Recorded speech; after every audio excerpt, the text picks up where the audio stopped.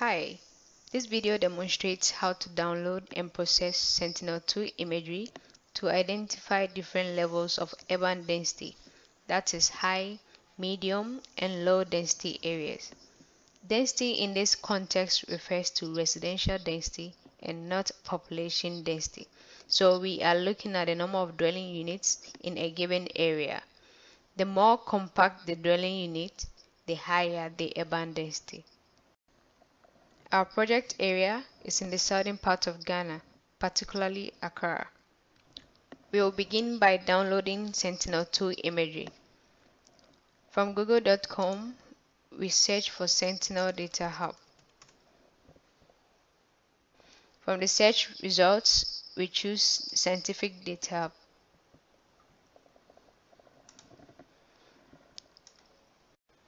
To be able to access any product, we have to feed in our login credentials.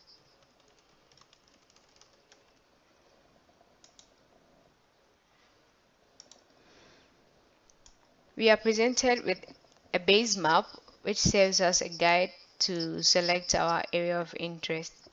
So we zoom into Ghana, then to the southern part, then Accra.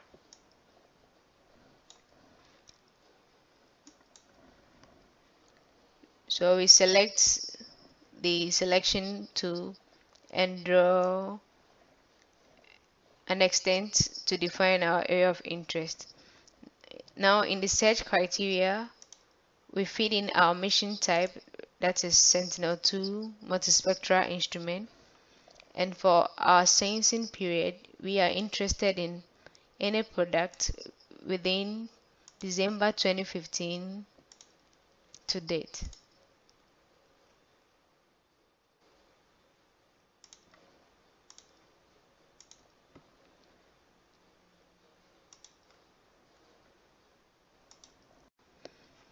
"62 products meet our search criteria." We'll scroll down the list to identify a cloud-free imagery if available.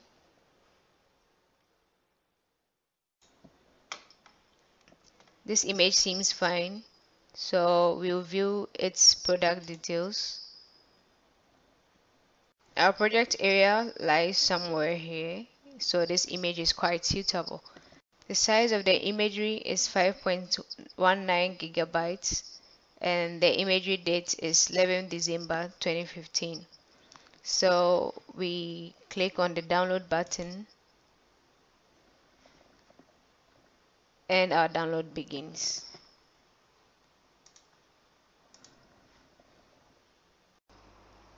The downloaded scene is a .zip file and its contents can be extracted using 7-zip, WinRAR, or any other unzipping software. In our extracted file, we have the .save folder, which contains an XML file, a thumbnail of the imagery, and the GRANU folder. Now the GRANU folder contains the subsets that completes the scene.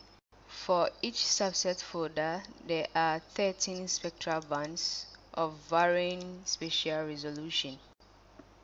We have the 10-meter bands, the 20-meter bands, and the 60-meter bands in .jp2 format. For our purpose, we are interested in only the 10-meter bands, which are bands 2, 3, 4, and 8. SGIS GIS software, that is ArcGIS, is used to map the different levels of urban density. We will begin by adding our 10-meter spectral bands.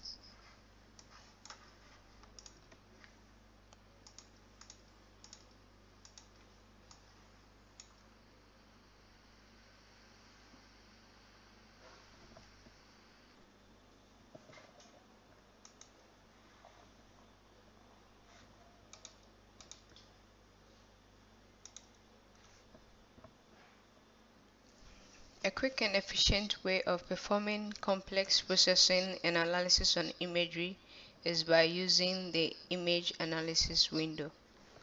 To activate that, we go to Windows, then Image Analysis.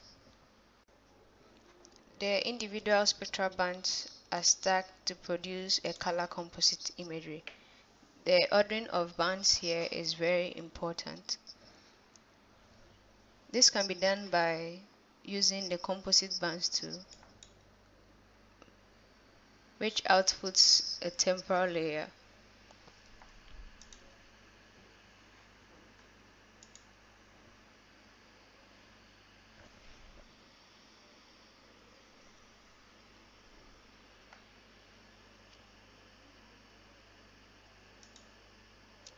So we have bands 1, 2, 3, 4. Band 1 here is band 2, band 3, band 4, and band 8, which have been reordered.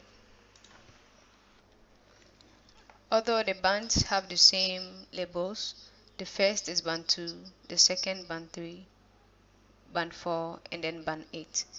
We'll be using a 4-scallop composite, so our RGB combination will be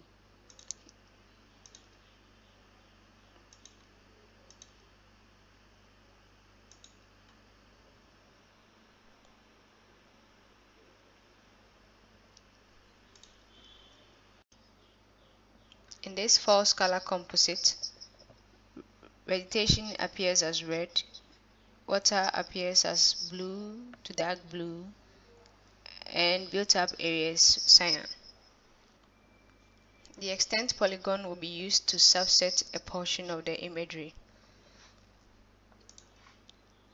We select the extent polygon, select the imagery to subset, then we use the clip tool. By observing this imagery, we can identify areas where dwelling units are compact and areas where they are sparse. Issues of cloud cover are addressed by using cloud mask provided with the product to max out all cloud areas and replace those gaps with a much clearer scene. The different land cover classes in the imagery can be identified using an unsupervised classification technique. Where pixels exhibit similar spectral reflectances, they are grouped into the appropriate information class. We enable the image classification toolbar and set our clip image as the active layer.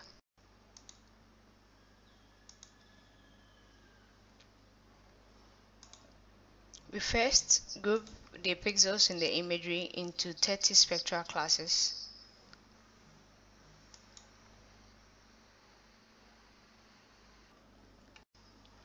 By using the swipe tool, we can compare the results from our classification with our 4-scala imagery.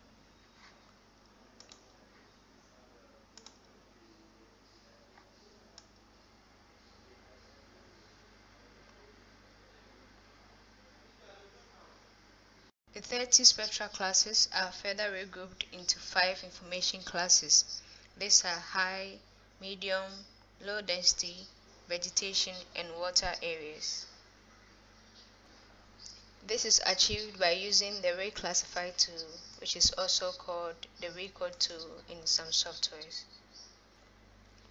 Our input raster is ISO cluster 4 and our reclass field is value. Each one of the 30 spectral classes will be assigned an information class code ranging from 1 to 5. For example, if spectral class 1 belongs to water, then in our array class 2 we'll change that to 5. This is repeated for the rest of the classes. We now have our 5 spectral classes. Again, this output can be compared against our 4-scala imagery by using the swipe tool.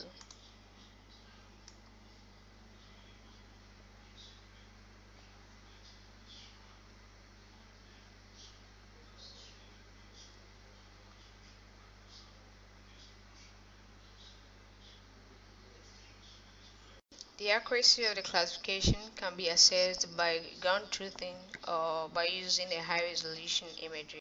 By observing our results, it can be seen that road networks and the airport runway have been misclassified as dwelling units.